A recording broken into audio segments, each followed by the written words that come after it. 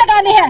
हम सल्यूट करते हैं अपने देश के झंडे को। चीजों की सजा मिल रही है तो इसमें हमारा क्या कसूर है? हमें कौन बचाए? और ऑनेस्टी जिससे हम पूरी डेडिकेशन से वहाँ काम कर सकते हैं। आज आप बताइए, मैंने 15 साल कश्मीर में काम दिया, मैं क्या मुंह लेके जाऊंगी? भाई क्या किया आपके बीजेपी वालों ने, आपके हिंदुओं ने? बताइए, वो मुझे पूछेंगे आपके हिंदू जिनको आप कहते हो राम राज्य की स्थापना ये करेंगे, क्या किया राम भगवान को मानने वालों ने? ये मुझे पूछेंगे वहाँ के मुस्लिम कम्युनिटी, मेरे बहन भाई कश्मीर के लोग जिन्होंने मुझे 15 साल अपने घर में शरण दी, जिनके साथ मैंने 15 साल ड्यूटी की पूरी मान मर्यादा के साथ। हमने आप लोगों की इज्जत बचाई और आप लोगों की पॉलिसीज को कामयाब किया। आप बताइए, अगर आज आप लोग हमारा साथ नहीं दोगे, हम किसके पास जाएंगे? किसके पास जाएंगे सर? बताइए। ये बहन जो यहाँ से उठकर गई है, इसका बच्चा अपाहिज है, इसके बच्चे को ऐसी बीमारी है कि ये उठ नहीं सकता। हम फीमेल्स की पॉलिसी तो ऑलरेडी थी, मैं यहाँ फीमेल की बात नहीं कर रही हूँ, सबको चाहिए ट्रांसफर पॉलिसी। जब हमें भेजा हमारी पॉलिसीज थी, लेकिन 2019 के बाद।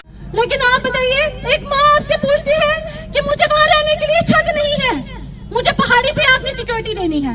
एलजी साहब ने हमें क्या कहा? हमें उनसे कोई मतलब नहीं, आपको हम लोगों ने, हमारे समाज के नुमाइंदे हमारे बीच में बैठे हैं, हमारे अपने समाज के नुमाइंदे, इनसे हम पूछना चाहते हैं, भाई आप हमारे घरों में आते रहे लगातार वोट लेने के लिए, आज आपको ये डोगरी बहनें और भाई, हमारे बूढ़े माँ बाप जिनको आपने रास्ते पे मजबूर कर दिया, वो आपसे पूछते हैं कि आप आज 7 महीने के बाद कहते हो कि हम सेंटर में आपकी आवाज पहुंचाएंगे।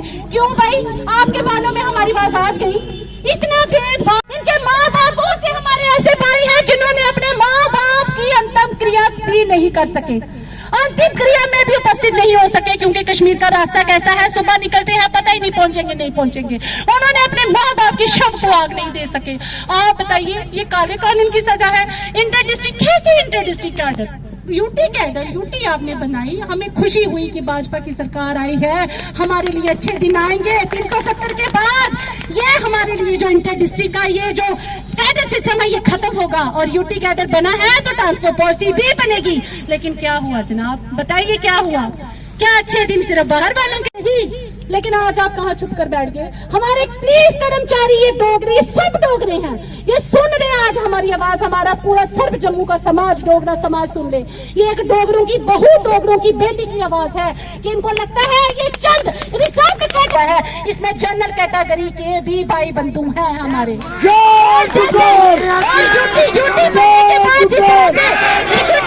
आप हर किसी को भेज रहे हो कश्मीर में, इंटर आजकल ओपन में रिक्रूटमेंट हो रही है, हर कोई जा रहा है, लेकिन जा तो रहा है, लेकिन वापसी के साथ दरवाजे बंद। ये बताइए क्या सजा है?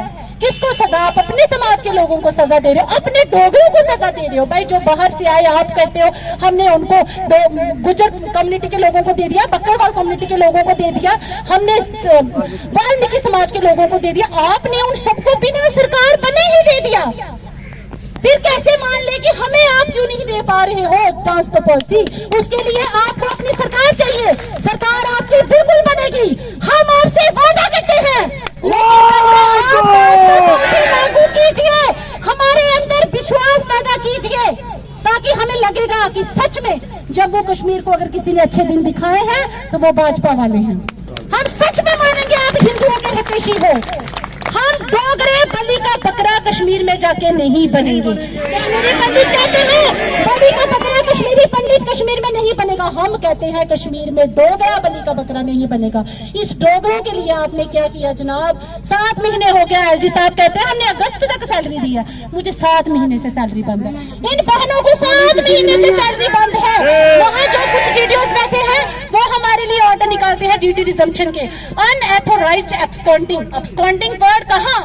कैदियों के लिए जो भाग जाते हैं जेल से, हम पूरा इन्फॉर्म कर उनको बोल कर आए हैं। मैं राष्ट्रवादी हूँ, मैं कहना नहीं चाहती कश्मीरी पंडित हमारे बहन भाइयों के हैं। अगर ये सिर्फ कश्मीरी पंडितों के लिए होते तो इसमें हमारे नाम ना होते, हमारी बहन ना होती शहीद। उसके साथ आज तक कोई इंसाफ नहीं हुआ। मैं साफ अल्फाजों में कहती हूँ, आप कहते हो सेंटर में बात करेंगे, क्या रजनी वालों को इंसाफ देने के लिए भी सेंटर को आना पड़ेगा? सेंट्रल गवर्नमेंट को रजनी वालों को इंसाफ देना था। रजनी की सैलरी, राजकुमार अत्री की सिर्फ एक डिमांड थी जिसको एलजी साहब ने माना।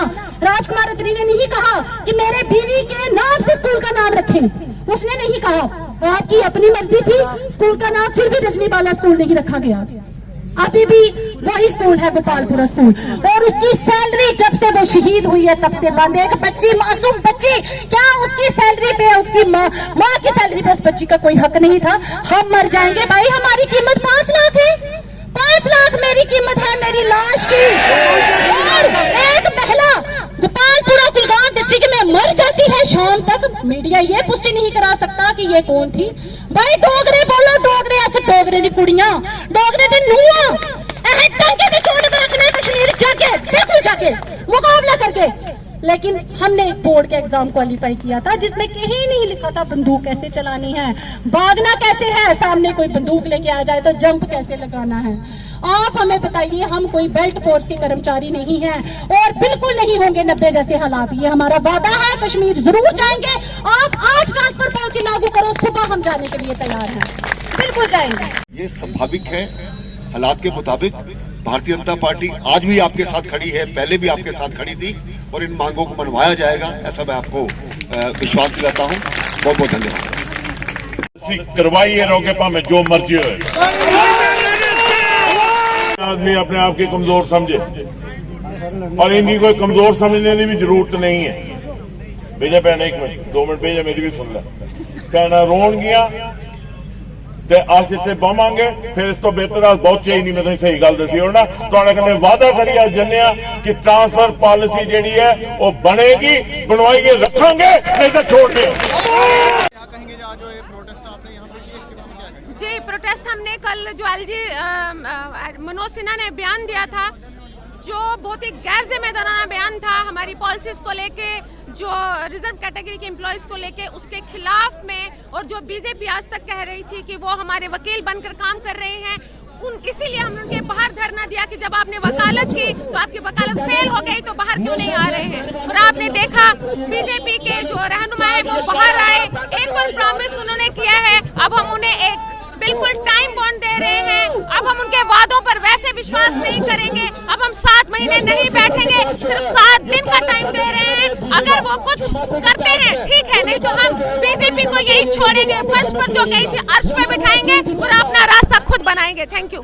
आप पत्रकार जो है सब कुछ जानते हो, 1 जून से ये सत्याग्रह शुरू हुआ और सरकार से हमारी एक छोटी सी डिमांड थी कि हमारी 15 सालों से कोई भी ट्रांसफर पॉलिसी नहीं है। अगरचे हमारी inter district, inter division recruitment हुई, लेकिन इन्होंने जो है हमें भरोसा दिलाया, आश्वासन दिया और कमेटी का गठन भी किया कि बिल्कुल टाइम बाउंड पीरियड में आपकी ट्रांसफर पॉलिसी को लागू किया जाएगा।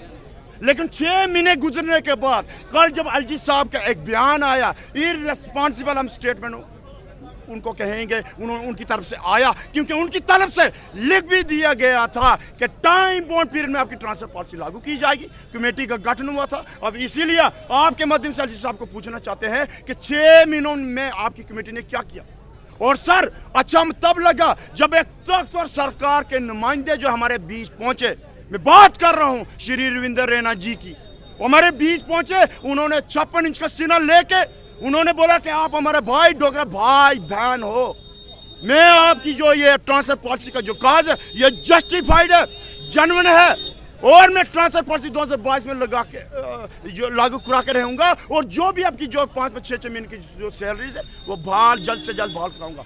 सर, बड़े अफसोस के साथ कहना पड़ रहा है, 44-47 डिग्री के टेम्परेचर का मौसम भी गुजर गया, मौसम पतझड़ भी गुजर गया, आज 2022 खत्म होने पर आया है, कोई भी कंक्रीट डॉक्यूमेंट ट्रांसफर पॉलिसी का सामने नहीं आया, और जो वादे उन्होंने किए थे वो सारे झूठे साबित हुए। और इसीलिए हम बार बार कहते हैं कि ये जो लावा है एक दिन फूटेगा। आज देखा इसकी झलक, ये वो लावा था जो वादे किए गए थे लेकिन पूरे नहीं हुए। इसीलिए हम यहाँ पर जो बीजेपी दफ्तर के बाहर जो है हमारा ये, हमने आज का ये सत्याग्रह, ये प्रोटेस्ट यहाँ पर अपना रजिस्टर कराया कि वक्त आ गया है, मेहरबानी करके अपने जो वादे किए हैं हमारे डोगरा एम्प्लॉयज के साथ उनको निभाइएगा, क्योंकि डोगरा लोग वो बहादुर लोग होते हैं। अगर ये अधिकारों की लड़ाई, हकूकों की लड़ाई 2023 में चली गई, फिर वो कहते हैं कि कुछ वक्त की हमारी खामोशी निराशापन है, फिर शोर आएगा, तुम्हारा तो वक्त आया है, जनता का दौर आएगा। जी।